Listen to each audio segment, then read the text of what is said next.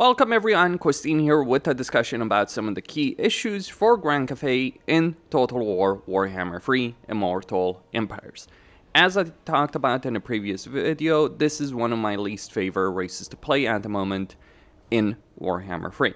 So I do want to dive in some of these key issues that does affect Grand Cathay. I've talked about it in the past, I'll continue talking about it until Creative Assembly actually does something about it. And, you know, if their track record with Khorne, with Ogres, with Greenskins, with the Empire, with Nurgle, with Dwarves is anything to go by, it does seem that they are aware of issues that races do have, and they're moving to improve things by quite a bit. Now, at number 5, it is the Great Bastion itself. At worst, it is a frustration of a system. See, the Great Bastion itself grows too slowly to be very useful as an actual recruitment base in your campaign. Yes, you do have a growth building that gives you a decent amount of growth. Yes, you have a growth commandment for the Great Bastion. Sure, but the problem is you only have these settlements over here, these single region provinces, and so that means that the growth of the Great Bastion is going to inherently be more limited than a regular province would be. And that is actually a problem, because the purpose of the Great Bastion is to fortify and hold Cathay's northern front. But if you're struggling to grow it, and that's just the inherent growth, let alone that these gates can be destroyed, and then you end up having to rebuild them all over from scratch, that is even more frustrating. Now, to be fair, it's not difficult. It's fairly difficult to lose a gate if you control it. Like any kind of decent army will hold back a good amount of forces over here. But the Great Bastion doesn't start under Grand Cathay in control. It starts under the Imperial Wardens. Maybe it would make more sense that the Cathayan faction you're actually playing as starts with control of the Great Bastion. And if you're not playing a Cathayan campaign, Miao Ying starts with the Great Bastion, because that's her whole purpose. I think that would be a better system. Kind of like the Wood Elves with the Oak of Ages. Like, imagine not starting with the Oak of Ages. I mean, you do have Dryca's campaign, but that is an exception, really. And even then, Orion starts control of the Oak of Ages. It's not like it gets given to a random minor insignificant faction. That is also at war with Village. So that can be annoying. Having to put resources to defend it, or abusing the crap out of the system, because you can confederate the Imperial Ordnance quickly enough, and if you can get the Dragon Crossroads and sell it to Zaytan, then you can provoke a war between him and Village, and that means you will not have any kind of issues whatsoever over here.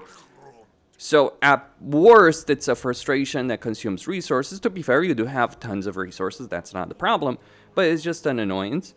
Or it's an irrelevant fluff system.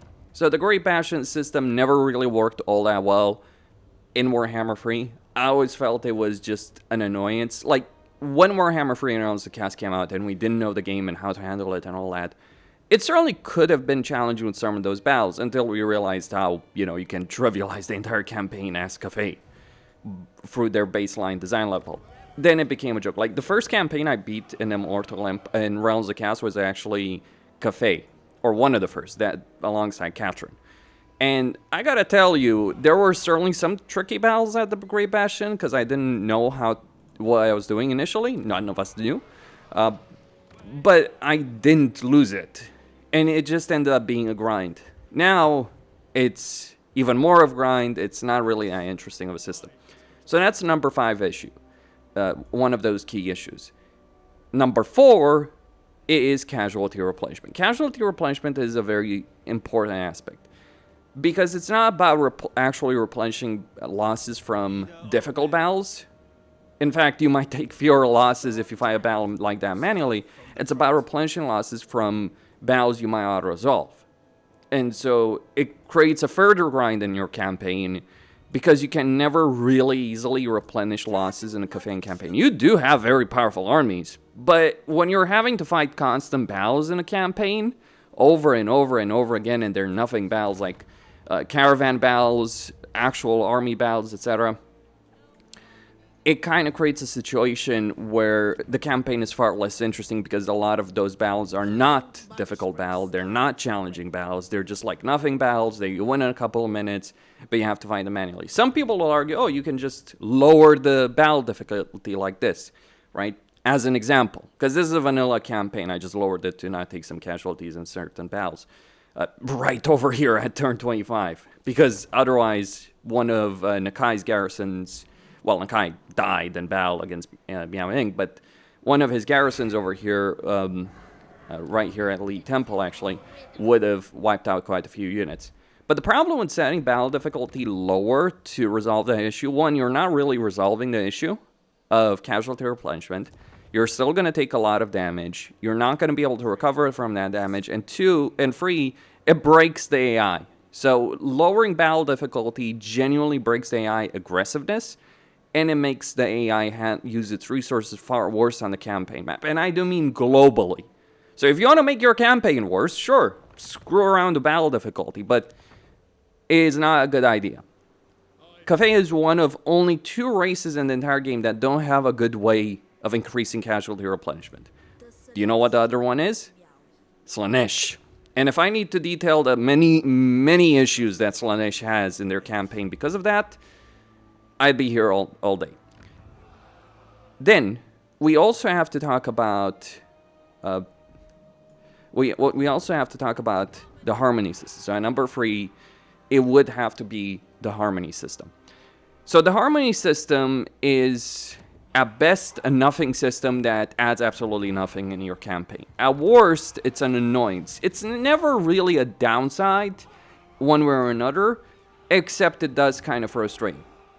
So, with perfect harmony, which is the easiest to get, by the way, far easier, you get minus 25% upkeep, which does a lot to save you money. You might not generate a lot of money in a Cathay campaign, but the amount of money you save because of this is ridiculous. Like, I have 4 armies. Yeah, 4 armies over here.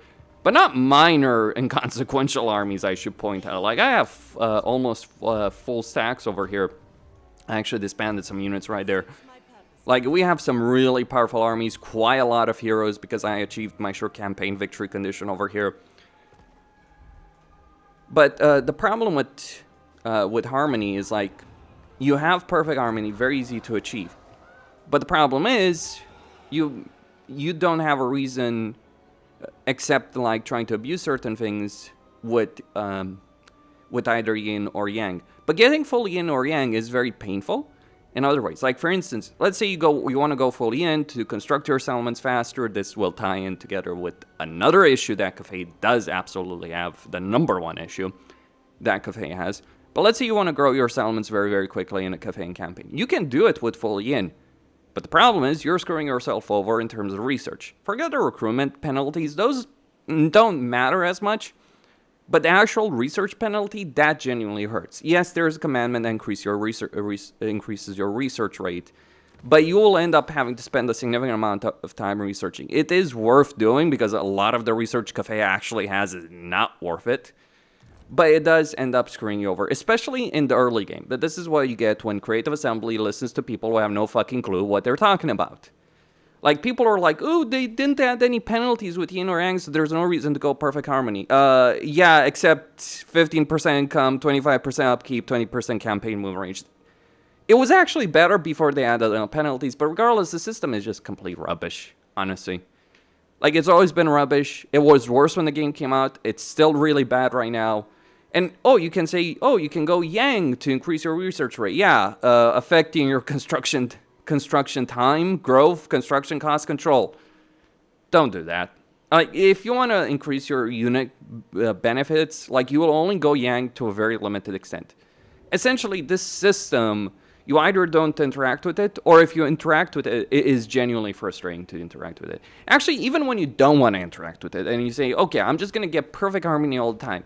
Every time you take a province, you got to consider, okay, I got this settlement that gave me this yin building, but if next turn I'm going to take that other settlement. Is it going to have a yin building, or is it going to have a yang building? Or, worst case scenario, you actually take a province and then you you destroy a lot of the buildings you've literally just taken because getting that campaign movement range and upkeep is actually more useful than anything the buildings in that province, the economic buildings, will provide you, especially in the short term. It is such an annoying system because it makes you every single, like it forces you to micro your empire to really get these benefits to a whole new level. It's already annoying to, in a campaign, especially a longer campaign, how much micro you have, like campaign fatigue is a real thing. But I would say it's really, really bad for Cathay from that perspective with the harmony system. So that's the harmony system. Then we gotta talk about climate. So Cathay as a campaign area is one of the best campaign areas. Really diverse, interesting foes, interesting situation in the early game.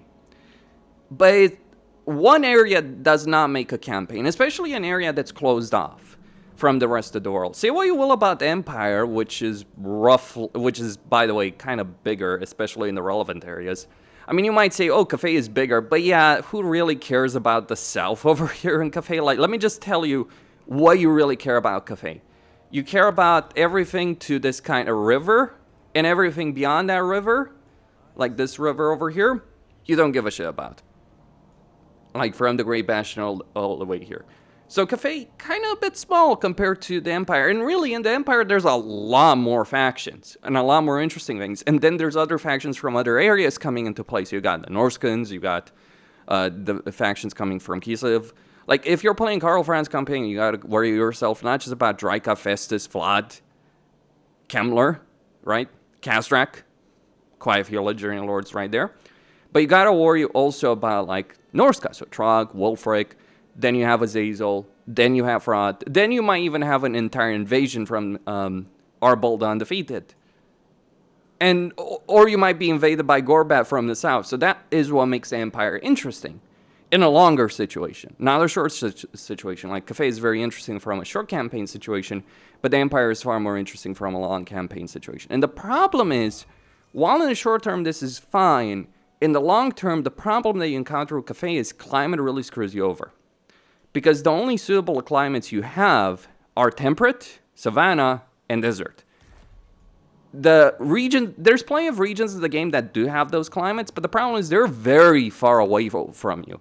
Like, at most, if I'm being very generous, you could argue, oh, I can go over here through Nablar country, deal with the jungle over here, the Dragon Isles, make some alliance with Greases, or Emmerich, and then head over to Khemri. I'm not sure what kind of person in their right mind wants to go to Nehekara, but you can do so. The reason you don't want to go to Nehekara is this little annoying little bird over here, so it's like, do you actually want to encounter Kairos Fate Weaver in your campaign? Because I could tell you, every single campaign that is in proximity to that guy is annoying because of him. So it's like, do you really want to deal with Kairos deliberately? I think not. Yambo is better because he has jungle, but jungle is not great either. You know what's hilarious, actually, to think about? Do you know who has the best campaign in Cathay? Do you know the best campaign in the Cathay region overall? It's Gelt. And I'm not talking about Gelt going back to Empire. I'm literally talking about Gelt taking over Cathay.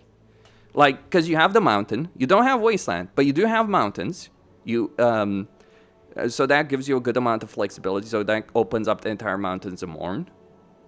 And you can always go back to the Empire if you want to, but just having mountain as a suitable climb does so much. Even if you lose on the Wasteland level, you can handle that, but not having mountain especially does suck, especially given that the fact that there's certain regions that have really useful landmarks that are mountain climbing. That's pretty bad, I gotta say. So that's not great, but that's not even the number one issue.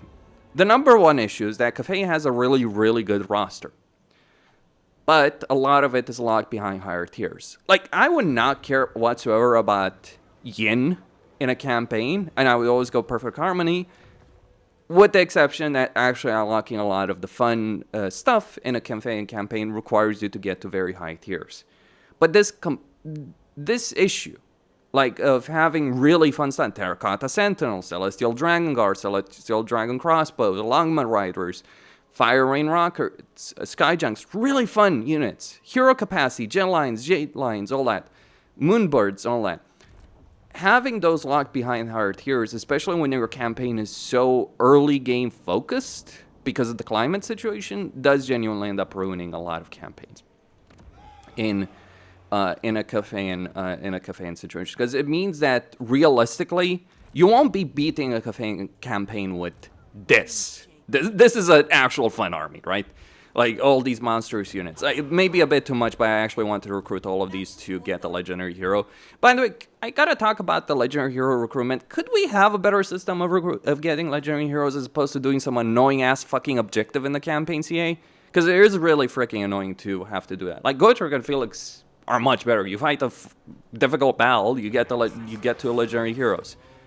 Thankfully, you can get Gotrek and Felix, so that helps a bit with casualty replenishment, because Felix has replenishment, but one Legendary Hero does not make a campaign in that respect. But essentially, you'll be playing the campaign with Jade Warriors, Jade Warrior Crossbowmen, maybe Peasant Archers, and a couple of Iron Hail Gunners, and maybe some Grand Cannons over here if you go for it. Maybe. But the fact that every hero requires tier 3 to recruit, granted, your Alchemists increase capacity at tier 3, your Game Masters increase capacity at tier 3, so that's pretty decent. Astromancers require tier 4, that does kind of suck, to be sure. But the problem is Cathayan growth is not especially great. The problem is also the provinces that Cathay starts with. Like, Miao Ying is especially horrible because she starts with a two-region province over here in the Gunpowder Road. So that does limit her growth potential. But when you're tying a lot of variety, like, consider this. What unit would you recruit in a Cathayan campaign until you get to tier 3? Again, Jade Warriors, Jade Warrior Crossbowmen, and 2 Iron Hail Gunners. 4 at most per army. Once you get to tier 3, things get better. But then you have so many buildings over here that you kind of want, that actually getting things like Jade Lancers is not really worth it. You do want, and especially because you want the Artillery building, you want the J-Line building, you want the Alchemist building. Like, Jade Lancers are a pretty decent unit, but I never recruit them normally. Warband Upgrade as a mod does help a lot with this, but you still have the hero situation to contend with in a Cathayan campaign. So that lack of variety is not especially great to tackle in a Cathayan campaign. Because this kind of army minus the artillery is not really fun to use. Or it can be a bit of fun, but then you get really, really bored of actually using these armies. I mean, yes, an army like this is more interesting, largely because of the heroes. But this kind of army is where it's a lot more fun.